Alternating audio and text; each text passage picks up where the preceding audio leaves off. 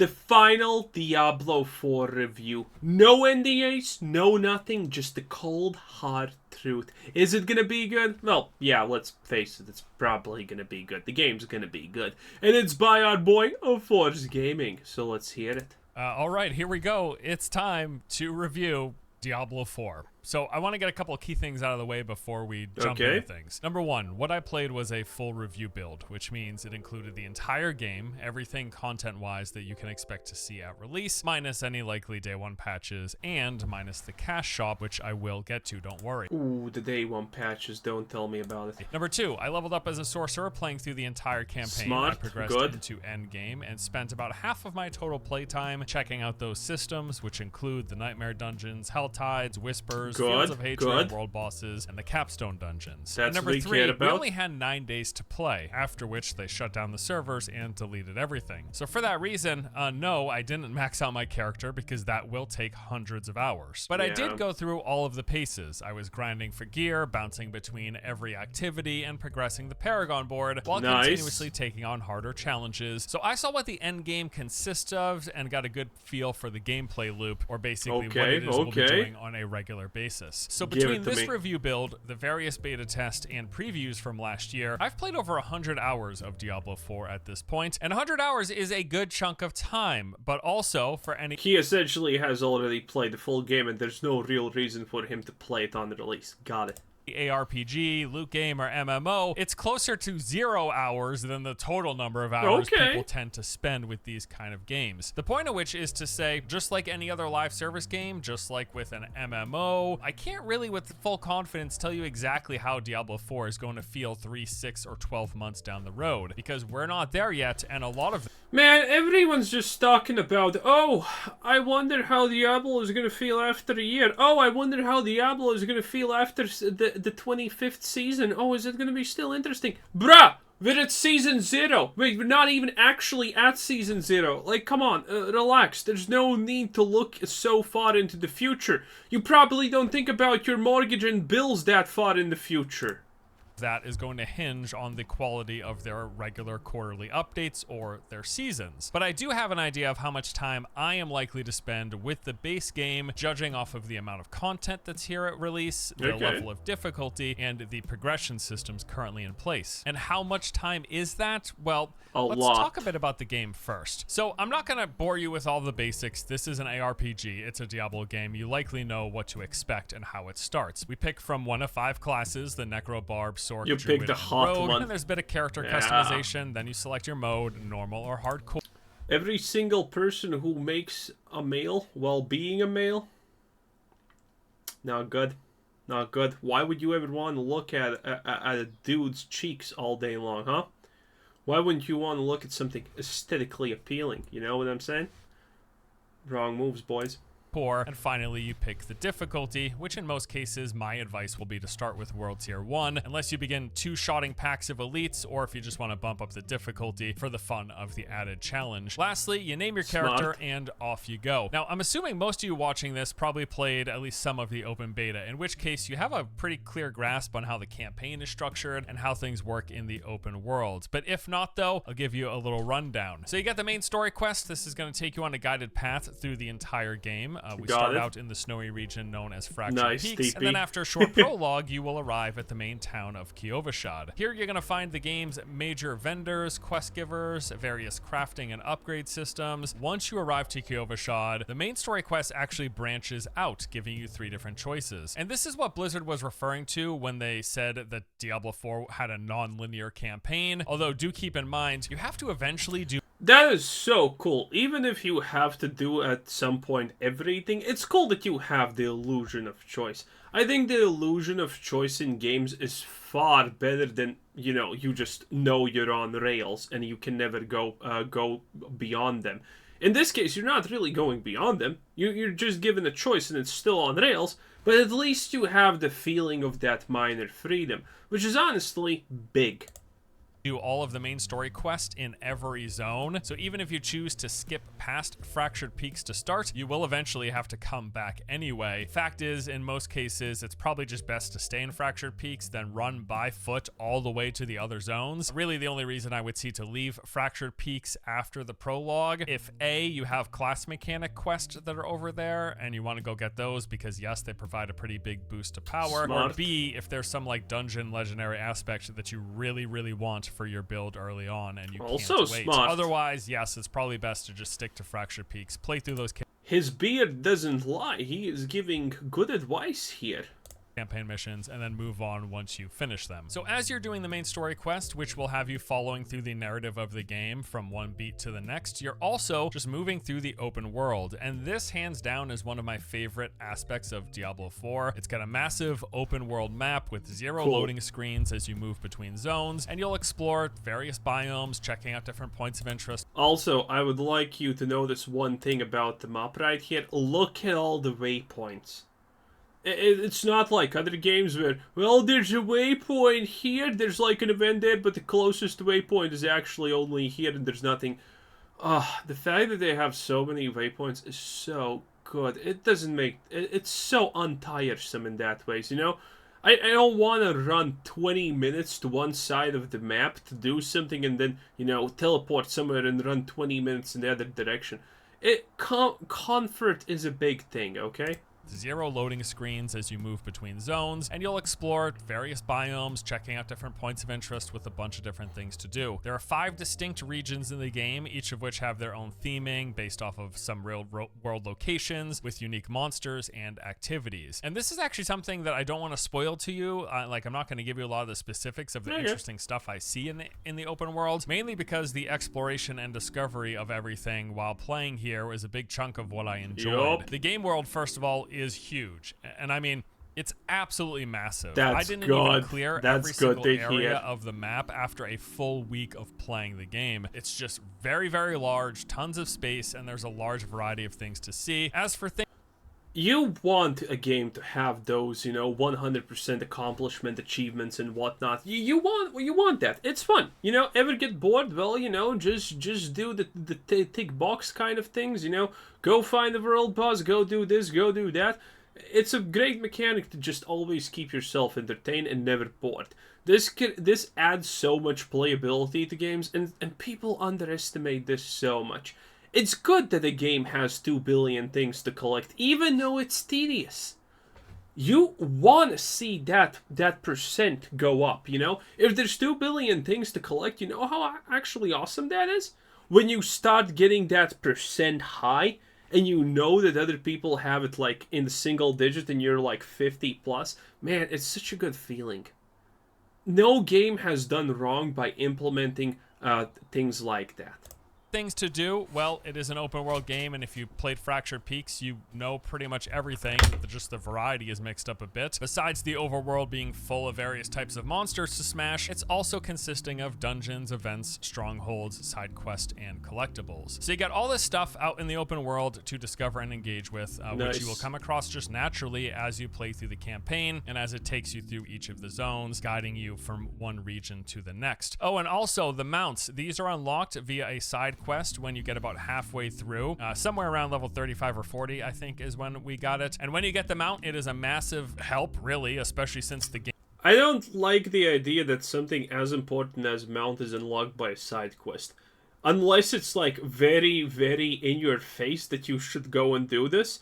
I don't like the idea that something like a mount is not tied to, you know, something that you will see early on in the main quest, and then you have the option of doing it.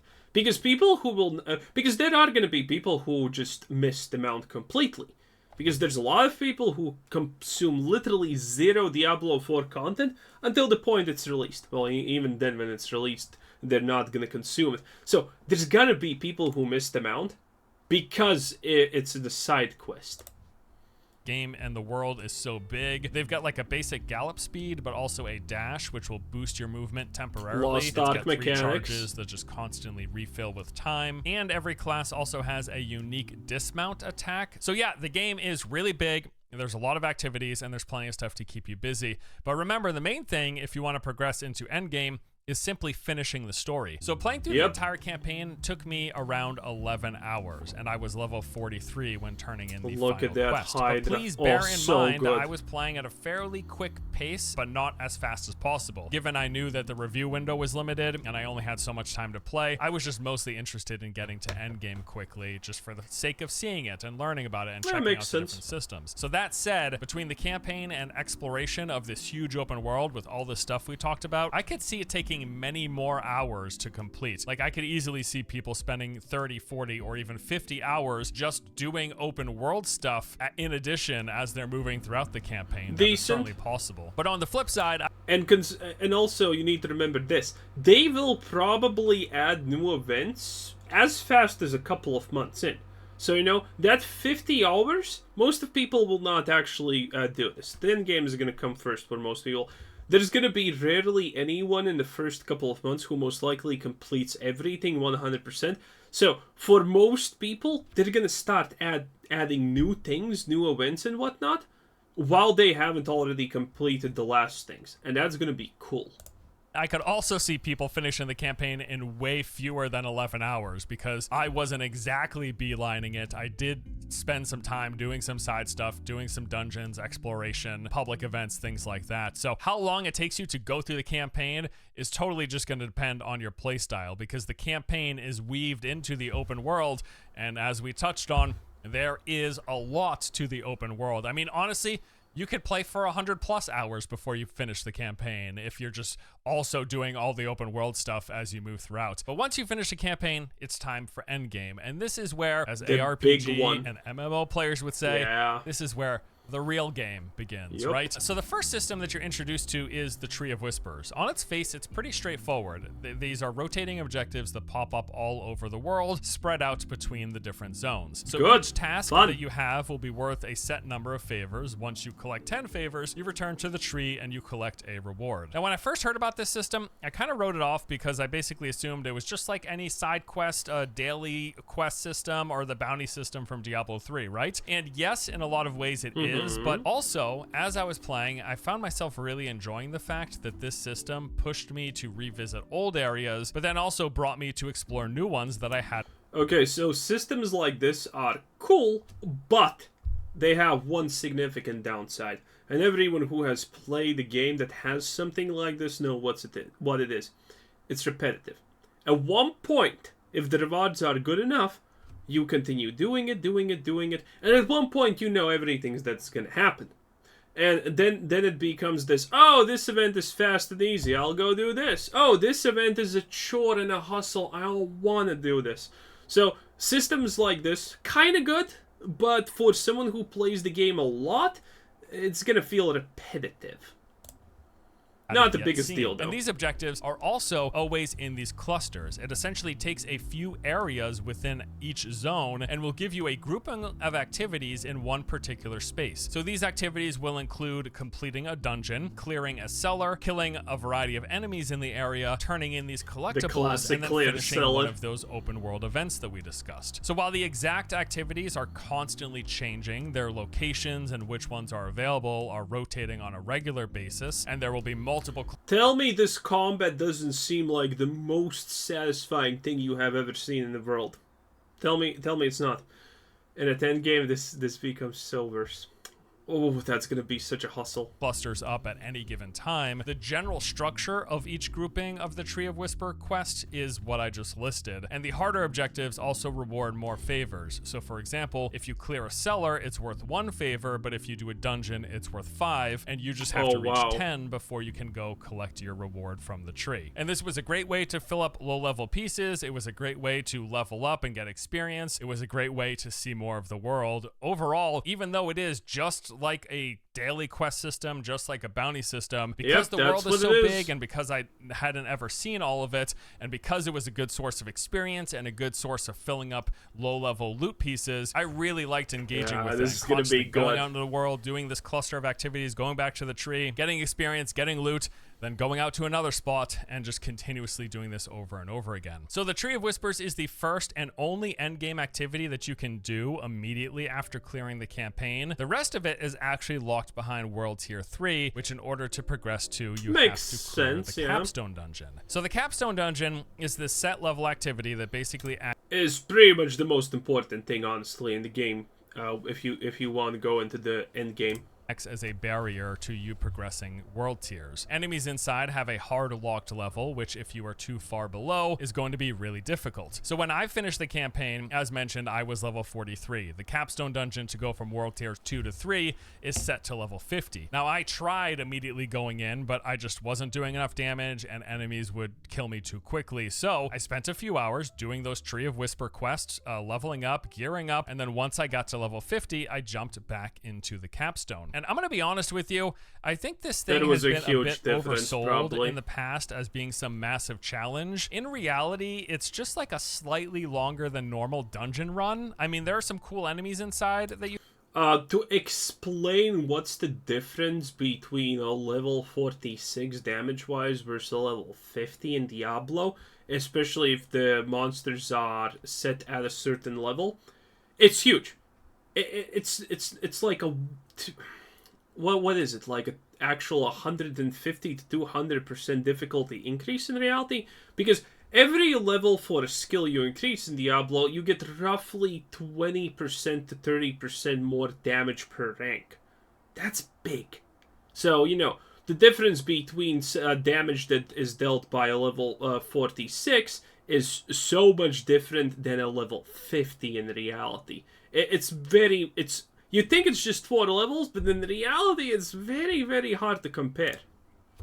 You fight, but for the most part it is really straightforward and it just acts as like a level or a gear check. I mean, don't get me wrong, it was like somewhat difficult at times, but there really weren't any interesting surprises or real new mechanics that I noticed compared to any other dungeon run in the game. Makes sense. Just kind of some like tough grouping of enemies at times. Although the boss fight was really cool, like a lot of the other boss fights in Diablo 4. I really enjoyed it. I'll definitely give them that. Speaking of which, I know I haven't really discussed boss fights thus far. For one, we're not going to be revealing them for spoiler's sake, like the names of the campaign bosses, but I will tell you this much: the big ones that are in the campaign, as well as the boss in the Capstone dungeon, I thought they were pretty good, really interesting, both in the boss design and mechanic design departments. I just thought many of these were interesting, cool encounters that I really liked. Okay, so once you finish the World Tier 2 Capstone dungeon, you then unlock access to World Tier 3, and with that, you gain access to the rest of the end game, and that is including the Nightmare Dungeons and Hell Tides, as well as when you're introduced to the champion monsters, which add an extra level of challenge with their new affixes and resistances, and this is when you're going to start seeing sacred and unique items dropping. So sacred items are just like higher item level versions of everything below legendary, whereas the unique items are altogether different. These will drop with set in stone stat types and affixes, which will...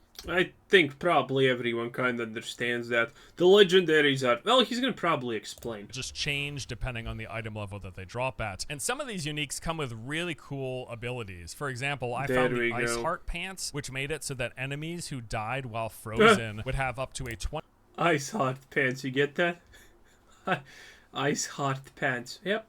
There's no heat in there. 20% chance to unleash a new Frost Nova, which would then basically just chain freeze everything. As I was blowing up groups of enemies, I Frost Nova them, I blow them up, and then ones that die have a pretty good chance to blow up into another Frost Nova, and it just keeps happening. It's really, really cool stuff. So yeah, anyways, World Tier 3, better loot starts dropping, more interesting loot starts dropping, there's harder enemies to fight, and you've got more things to do. And it was really at this point that I felt like the game started to open up and the combat was getting a lot more engaging because it was more difficult, because there were new activities and all of that. One of those activities being the Hell Tides. So Hell Tides rotate on and off every other hour. This basically takes over 2 large regions in one of the game's 5 main zones. These entire areas turn red essentially, like with hellfire raining from the sky. This is an actual mechanic. Sometimes you'll have to dodge it as it falls down. And then enemies within the Hell Tide drop this resource called cinders. So basically, you just go into the Hell Tide tide, farm groups of enemies, do events, and kill bosses, which these areas do have these unique Cool. roaming Helltide specific bosses. All of this gives you cinders. You gather up as much as possible within the hour that's available, and then you take those cinders to these chests located all around the Helltide, and there will be different types of chests for weapons, for armor, for rings, and amulets. So you turn your cinders in, you get a random drop of the type that's listed on the chest. You'll know ahead of time if it's like a two-handed weapon, if it's a helm, if they're pants, if it's a ring or amulet. You'll see what the chests are. You turn in however many cinders you collected that are required for that chest, and you get a random drop. And these do seem to have a very high likelihood of dropping legendary or higher items. On multiple occasions, I would actually get several sacred pieces from a single chest, which was really good. It's kind of questionable. Is it good that it's actually so easy to farm legendaries? So, on one hand, most specialization, most kind of builds are going to be locked by legendaries for every single class, right?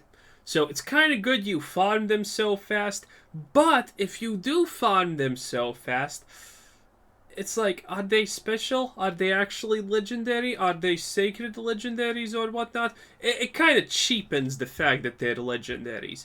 Admittedly, I don't think it's going to be a problem, but, you know, it's like a questionable. Are they really legendaries? If we don't treat them like that, I don't know. For example, in Diablo 3, the loot fountain thing. Oh, I'm getting 15 legendaries just for, you know, killing a basic spider. Didn't feel good.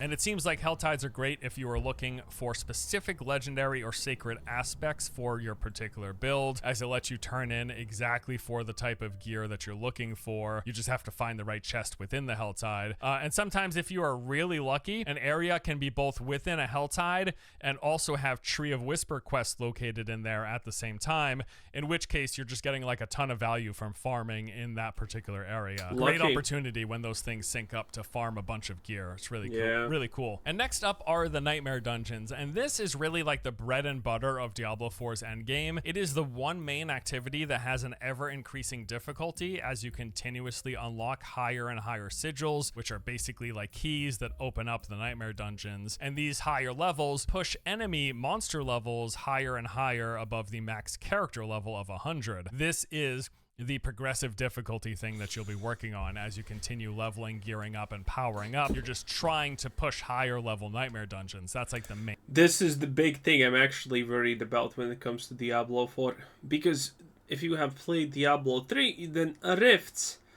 Well, at some point, if you want to push the rifts, it becomes that you need a minute of attacking a basic white mob to actually kill it. And that's not good. That's not fun. So, this is my biggest fear of Diablo 4. This is my actual real fear about Diablo 4. That it doesn't turn into something akin to Diablo 3.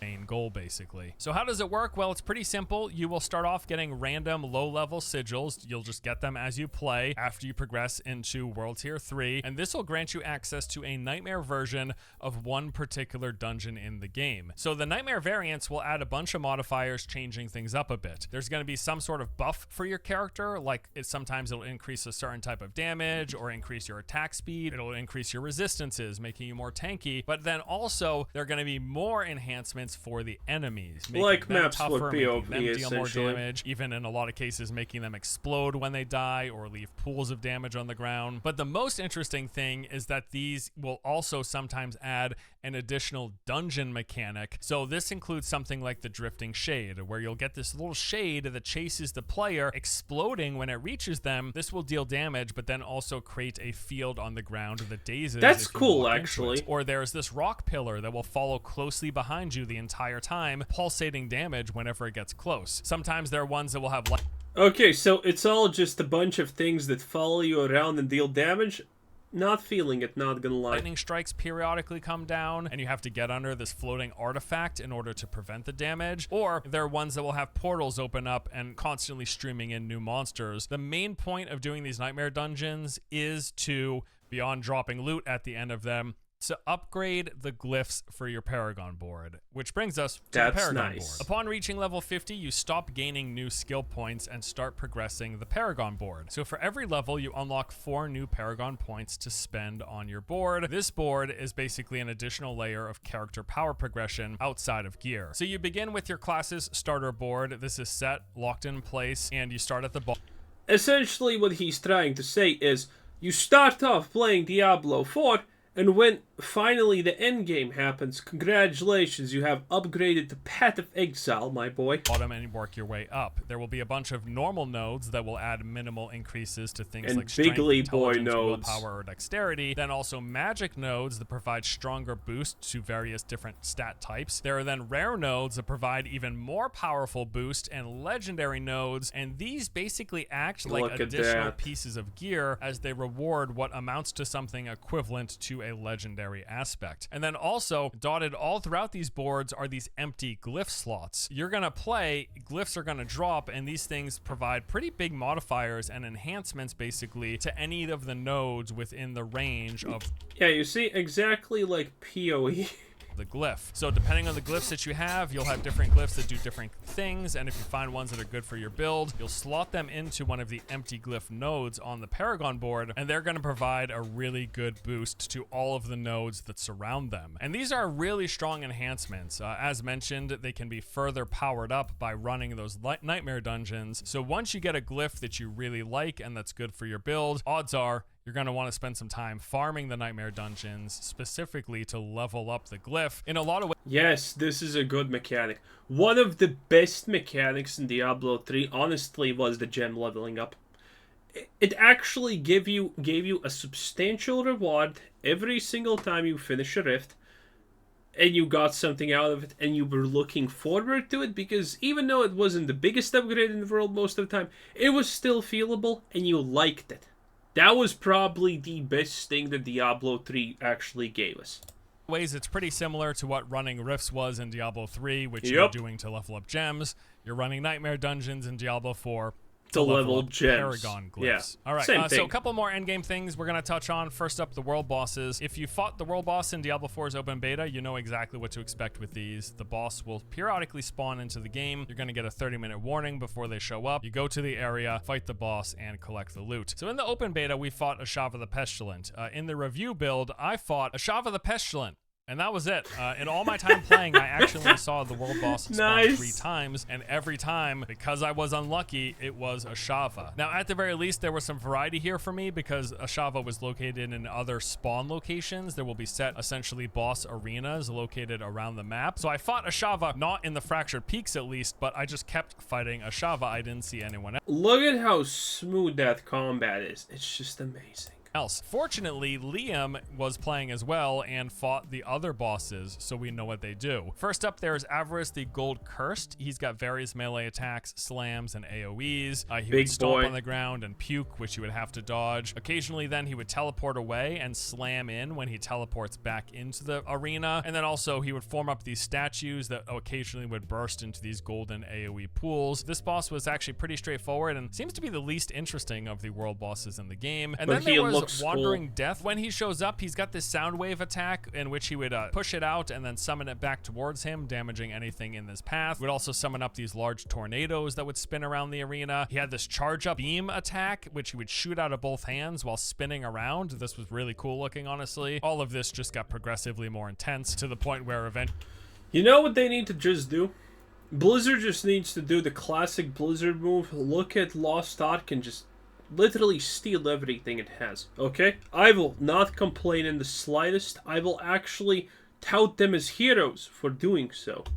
the boss was shooting out 3 of those beam attacks, which I thought was really cool looking. And that is actually it. Ashava, Avarice, and Wandering Death, as far as we know, are the only 3 world bosses that are in the game at release. So this is a bit of a disappointment here. One of the handful of disappointments I have with Diablo 4. I'll also say I was hoping that the other world bosses would have some more interesting mechanics, but everything seems pretty straightforward. Liam was able to solo the 2 additional bosses. None of these bosses seemed particularly challenging. It seems like the hardest part about these world boss fights will just be you dealing with the other players in your instance, scaling up the health of the boss, and if they don't carry their weight, that's going to be a bit of a pain. All right, and the final big endgame activity are the Fields of Hatred, or basically the PvP zones in Diablo 4. There are 2 of them in the game, and I'm going to be honest with you, I'm a little disappointed because they are relatively small. Probably. The basic mechanic is really straightforward. There are these 2 Fields of Hatred. You go there, killing enemies or bosses or doing events in the region will drop these shards. You collect the shards, and then there are basically these extraction points. There's like 3 or 4 of them in each one of the PvP zones. They're located on the corners of the map. You go to the extraction point, dump your shards, and then after some 45-second timer, the shards turn into red dust, and then you're able to use that red dust as a currency for vendors that sell cosmetics and gear. There's like a gambling vendor version of the PvP currency. Nice. So that's the basic system. And then of course PvP happens within here. Unfortunately, during the review build, there wasn't a lot of PvP that took place, so I am reserving final judgment.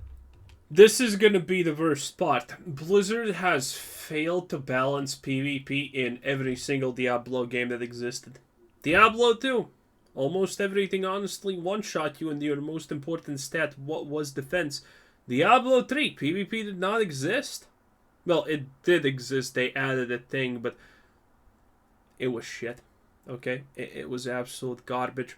And one other my prediction for Diablo 4 PvP is they're just gonna give up. The game is already completely imbalanced to the utmost maximum degree. There are things that are 20 times stronger than other things, even though they're supposed to be equal. And Blizzard can't already fix that. And now you want to add PvP in that? It's gonna be horrible. No one will want to do PvP because there's gonna be some guy who has lower gear than you, lower everything, and yet he's just using a completely overpowered skill that most likely is gonna end up one-shotting you. And Blizzard's just gonna give up after a time and remake this whole mechanic. I mean, obviously the fact that I didn't actually get to experience PvP took away from the experience, but I'm also just surprised by how really small these zones are. It just feels like they might get really boring because they're just such pretty tiny arenas. They're very tiny spots. But whatever, I'm reserving final judgment until full release, when ideally we get to see these things in full swing with tons of other people and everyone's getting one shot, right? With all that said, here is the basic endgame loop and what you're doing and why. You're going to probably want to do the world boss and that Gathering Legion big open world event whenever they happen to pop up. You should also most likely do Hell Tides whenever they pop up if you are looking to farm specific slots, legendary aspects, probably the best choice in those particular slots. Hell Tides are great for that. You will be fairly regularly wanting to farm nightmare dungeons in order to level up those glyphs for your Paragon board, and you're going to want to do Tree of Whispers if you're looking to level up because they're great for experience as well as filling specific low item level gear slots, and you'll do PvP probably just for the fun of it. And that is the loop that I found myself doing. I would, when I felt like leveling up, I would do Tree of Whispers, or if I just wanted to explore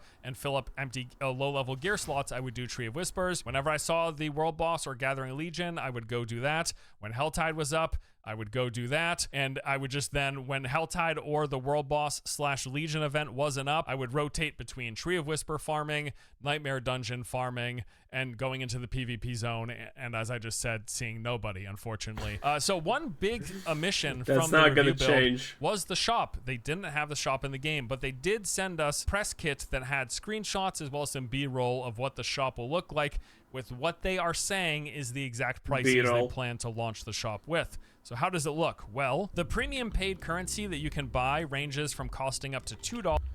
Look at that! We have the be poor, be less poor. Okay, now we're talking, and oh, look at that! It's free real estate, baby. Look at that. Okay, let's see. So let's actually see if this is better. Okay, so if this is 10, this is 25 to 2.8. Wow. Okay, so essentially, yeah, you're getting 300% free. Wow. They actually tell you legitimately how much you get free. It's not even a scam. Okay. So I buy this. Yeah, 1.5. So essentially, you're saving. If you buy this, you're essentially saving $15. Okay, makes sense. So 100 of these is equivalent to $1. Okay, yeah, makes sense. So you have free real estate deals. Okay, none of them are egregiously, forced. Kind of it looks like, but they are in the game, so that's kind of bad by itself. Interesting. To up to $100. From $2 to $10, every $1 equals 100 currency. And then once you reach that $25 bundle, that's when they start adding those bonus free currencies in addition to the 2,500 that you would have got otherwise. You like that free stuff, don't you pay pig?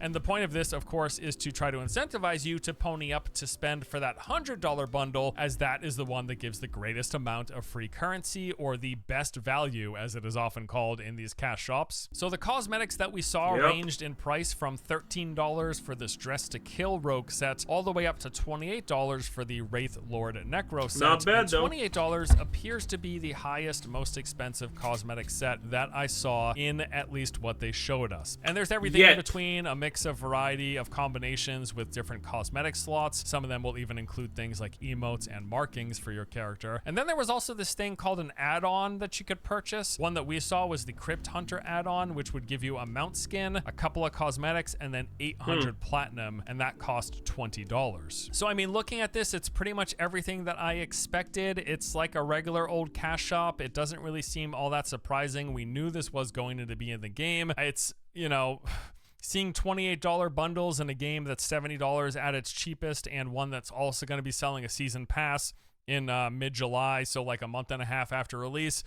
It's a lot of layers of monetization, but, we knew this was coming. This part of the game is not at all surprising. So that is a recap of the game and the systems. I do want to touch on some of the early dislikes and concerns that we had from playing the review build. While I do think some of the boss fights are really interesting, they're also incredibly easy. We really didn't see anything that was all that challenging. It seems like the most challenging, most difficult. To be fair, gaming's going in the easy route. There are not a lot of games that are going to actually try and challenge you, because you have two options, right? Here's challenging and rewarding. And that's where people quit because they can't do the content. Here's easy, minorly rewarding, where people stay because, they can do the content. This is the amount of people who play when it's challenging. This is the amount of people who can play and you can milk if the content is easy. It's not really a big choice, is it, if you're a gaming developer that wants to make money, huh? Encounter in this game is going to be that pinnacle level 100 boss, but the Capstone dungeon bosses weren't all that difficult. The campaign bosses weren't all that difficult. The world bosses aren't all that difficult, and that is all really disappointing. I also feel like some of these counters, while they were interesting, they didn't feel all that unique or inspired, really, and I felt like playing a game like Lost Ark, I faced encounters and boss fights that had much more interesting and fresher takes on ARPG boss fight encounters. A lot of the boss fights in this game just kind of felt like variations of the bosses that I fought in Diablo 3, and I feel like that is a bit of a shame. I feel like Blizzard should have taken more risks, and that's probably one of my biggest critiques about Diablo 4 in general. You know what's the worst part about that? Blizzard could easily add something like specific that's really, really hard, and you still can get the rewards from it, and, it would be for just a couple of players, but they never will. They will never risk just doing something for a minority of players because they want it. If everyone can't participate, Blizzard's instantaneously going to say, no, we're going to lose people this way. We can't do it. Even though they could do it, and it would probably be amazing.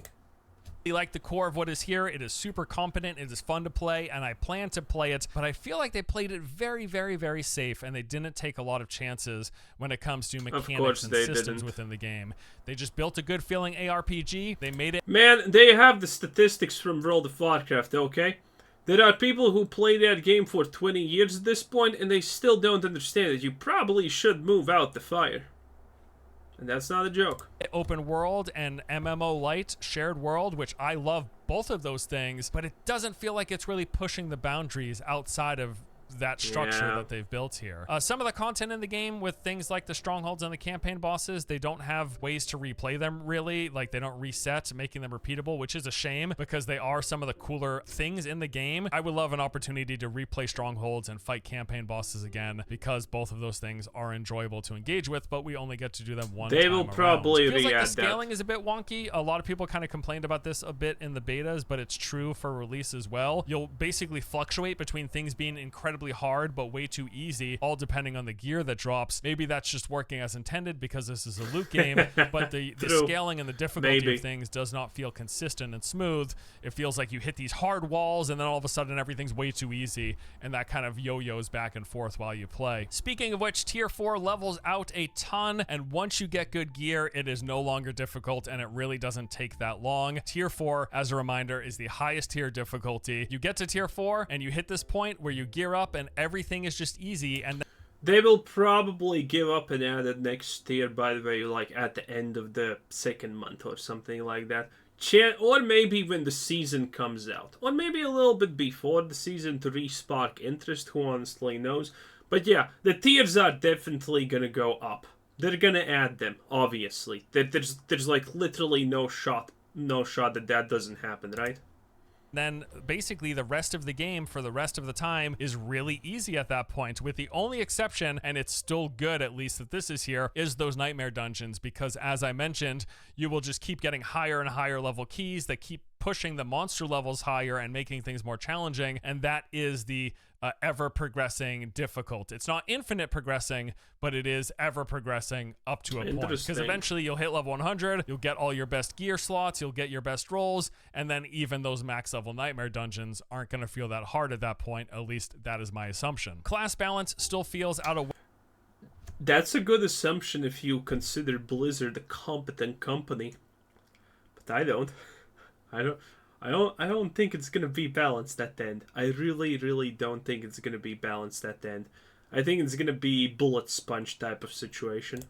Whack here, and I'm not talking specifically about endgame balance, but while leveling up. And while this doesn't really matter in the long run, it's pretty stark difference when you start off playing something like, say, the rogue or the sorceress in my example, and then you try switching to level up a barbarian or a druid. Both of those classes just feel terrible to start. Now the good news apparently is that they get really strong in the end game, but it would be nice if they didn't feel so underpowered in the leveling process. So now, after going over everything, talking about Diablo 4 content, talking about Blizzard balance, boys. Build, what I liked, what I didn't like. Will you buy it? I think I will be playing Diablo 4. Well, my guess is it's probably going to take about 2 to 3 weeks before I am geared and leveled up enough to clear the hardest content in the game, which is moving through those nightmare dungeons that will scale up, right? And then eventually taking on that level 100 boss itself, which is what Blizzard has said is basically the pinnacle PvE challenge in the game at the moment. Now, there is, of course, a never-ending amount of loot that we can grind for as you search for perfect rolls and the highest end range values for various attributes and affixes on every piece of gear. But for me, typically, once I am geared to the point where I can clear the hardest or close to hardest content in these games, I'm pretty much satisfied with what I've seen. So yeah, my guess is that's going to be in the